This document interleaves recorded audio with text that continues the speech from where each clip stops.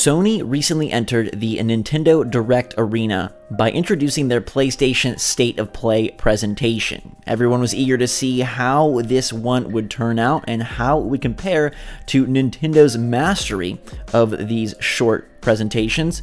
And I'd say, Gabe, all in all, it was pretty darn polished. Yeah, we've said this before, but kudos to Nintendo for being pioneers of this format that, multiple other competitors have now adopted. And, it was one weird thing. I don't know if you saw this, Zach, but Nintendo Direct was trending during State of Play. I thought that was cute. It's funny that that's like the go-to word. Like a Direct is what these things are now known as. And right off the bat, like, it's safe to say that Nintendo is still king. So if we were worried that Sony was going to one-up them in some way, I think they did a really good job, and they borrowed a lot, obviously, from Nintendo. But to me, Directs are still notably better, and they just have so much more charm, but we'll get into that. Okay. All right, so first up, just overall general thoughts. What would be the letter grade you gave to State of Play? I would give it a B-, because I think for its first attempt, it was really well put together. I think they nailed the thing that gamers probably want most, that viewers want most, which is just like, hit us with your announcements and your trailers over and over again without a whole lot of fluff. And it's something that Microsoft does not seem to get. I just watched their ID at Xbox presentation, which is kind of a riff on the Nindies presentations, and they still are spending so much time on elongated segments and talking, and yeah, Nintendo has dialogue, but it's all in service of getting you to the next exciting announcement. And Sony did not have a face on screen. They just had a narrator, but they were able then to keep the flow so quick, and that helped a lot. Yeah, I mean, it really did. I kind of missed having at least a face at some point, right? During the Directs, usually there is some type of presenter that at the very least does like little intermissions or like chimes in every once in a while. I do like being hit with the games, like, one right after the other, just like you mentioned. But yeah, maybe that's something that Sony can do going forward. I don't know if they, have anyone that necessarily is like great at that over there quite yet, but I mean, I don't know, maybe, because literally anyone could do it. We have some pretty awkward Nintendo presenters sometimes. What's your letter grade? B. I'm not even gonna do minus or plus, just B. Straight B. Give us your letter grade for Sony State of Play in the comments down below. If you haven't seen it, definitely go check it out. It's pretty short. It's 19 minutes and 49 seconds, which that would be sort of my biggest issue / complaint with the presentation, is that while they, I think, hit a pretty big home run on their stylistic choice, like it felt like PlayStation. Nintendo's feels like Nintendo, just even in their graphics and their transitions. This felt very Sony. It felt very much like, oh, this is something that was born from the same exact room that birthed like the cross-media bar and the PlayStation menus. Yeah. But I thought that they were missing like a 5-minute segment on something truly exciting, or maybe 2 truly exciting announcements. And we're occasionally let down by Nintendo Directs for sure, but they're always bookended by something major. If we look back at the recent, last handful of Directs, it's like Pokemon Sword and Shield, Super Mario Maker 2, Smash Brothers Ultimate, Luigi's Mansion 3. Like, there's always something really hard-hitting, and maybe they didn't want to, blow their load on the first one in case it was received poorly, but I felt like the State of Play was missing that, like, touchstone moment. I think that someone at Sony would argue that Days Gone was that. But, we know the game existed. We've seen a bunch of like gameplay from it. We've seen trailers of like different iterations and stuff. So I guess that's why it's not as exciting. As far as truly new things that were big surprises, that's where the show kind of underwhelmed, really. And that's where Nintendo kind of excels, because, there's always a ton of rumors and stuff like that. That was another thing that was interesting. There was 0 rumors about what was going to happen in the State of Play. I do wonder if that eventually evolves. Like, will we start getting Reddit threads of like, ooh, this leaker for the next State of Play is predicting this list of games, or is that exclusively a Nintendo thing that will not leave the walls of the Switch? Yeah, I think that's a Nintendo thing, honestly, because, Xbox has nowhere near the same, fan service. Sony has kind of the same type of fan service, but it's it's the same but different. I know that makes like no sense. The level is the same, but the type of gamer is quite unique when it comes to Sony. So I don't know if they ever are able to capture that. Is there anything that you can think of that maybe Nintendo can like learn from and like maybe do a little bit better based off State of Play? Yeah, I was trying to think of like what would I want Nintendo to take from Sony, but I just kept coming up with things I'd want Sony to take from Nintendo. Again, their formula and format was very akin to either an indies or a direct presentation, minus the charm. You know, I thought Sony did a really nice job of trying to hit hard on dates, and that's something that I would always love more of from Nintendo. It is like concrete dates. They still gave some windows, but for the most part it was like, boom, here's a date, here's a date, here's a date, and I liked that. Elsewhere though, Zach, to me it's they could still use some of that Nintendo charm, because I saw some people saying like, hey, this kind of felt like that reel of commercials that runs before a movie, or it feels like something you'd see like on an airplane as like a rolling ad for to buy a Sony PlayStation. And they aren't wrong. It's very polished, it's very crisp, but maybe almost too polished. It kind of lacks some of that human element. one of the advantages that Sony had with this one in particular is that, you know, a couple of the big third-party stuff that they showed, and, you know, big might not be the word, but Crash Team Racing and Mortal Kombat, right? They both have concrete dates, so we know that was happening. They revealed 3 Mortal Kombat characters. Yeah, I guess that's why the advantage was there, just because some of the stuff already had dates and they were just like showing more, especially with Crash.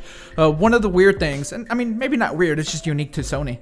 VR was very present. Focus. Yeah, they announced a bunch of games on that Iron Man VR, which doesn't look very good or fun, but whatever. It's a big franchise, like Iron Man in general. Anything Marvel is gonna sell some copies, so you know, we'll see how that goes. Some of those other like VR games looked interesting, but I don't have PSVR, so I guess that's one other thing that sort of makes them like stand out and be a little bit different from Nintendo.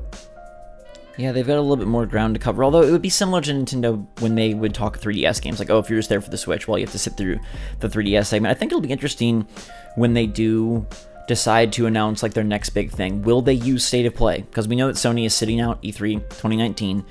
Maybe they have another PSX, or maybe they'll just use State of Play, because Nintendo brings their heavy hitter titles to you via directs. That's where Smash Bros. Ultimate gets announced. That's where Animal Crossing gets announced. That's where Mario Maker 2 gets announced.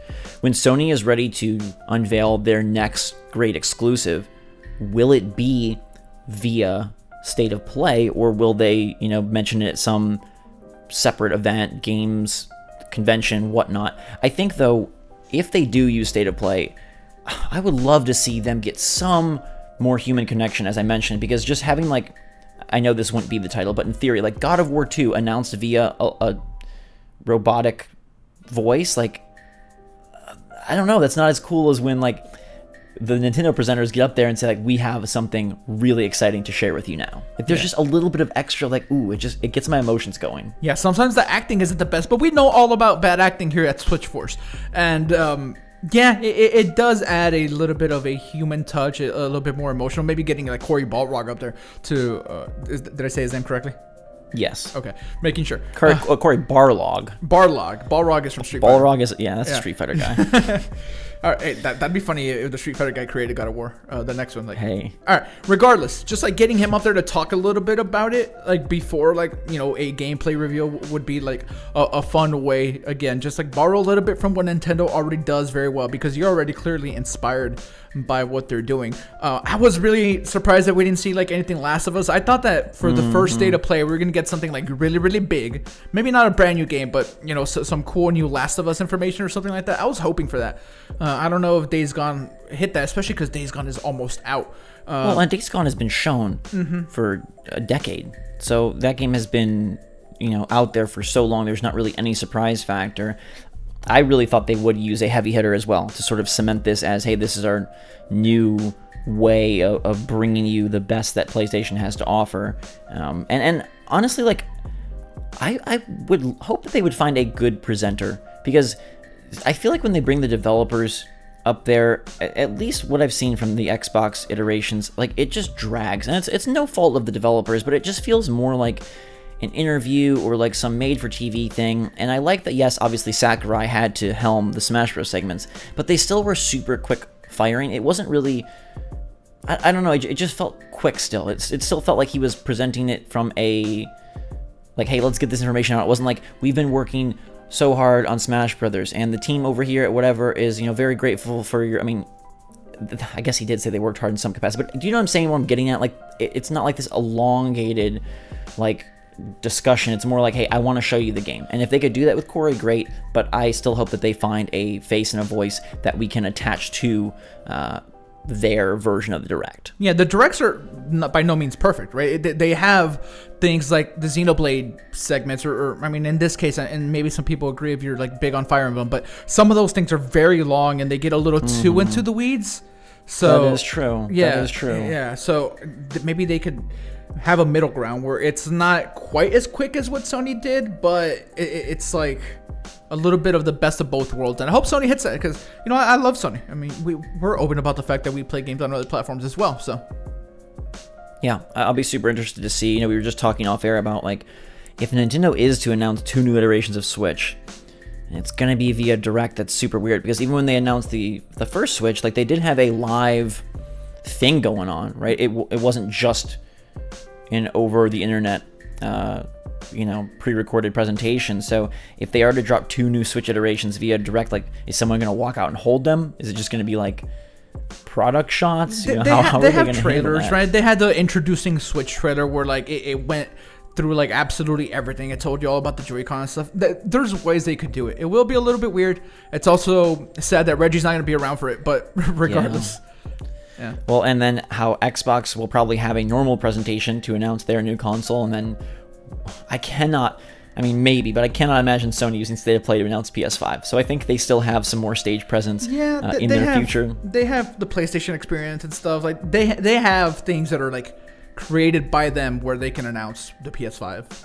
Yeah, that is definitely true. But it was a good first start, and it does make me, like, look forward to the next one. It's not something that I will skip over. I think the ranking, luckily, is still Nintendo Direct, State of Play, and then Inside Xbox. Nintendo still sitting on top. Hopefully they don't rest on their laurels, though, because Sony, if they play their cards right, could soon challenge them. I think the one area where they probably won't be able to match, though, is what you mentioned, Gabe, that sort of rumor frenzy that exists before the Directs drop. It just doesn't happen really with any other company. So I'll be interested to see if along the way any of that does start to drum up for State of Play. But as of now, Nintendo reigns supreme in that area. Let us know your take on State of Play in the comments down below. And if there's anything you think Nintendo could borrow or learn or improve, let us know that as well. Make sure to hit that like button if you enjoyed the video. And for myself and Gabe, until next time, everybody, have a fantastic day. Thanks so much for watching. SwitchForce out.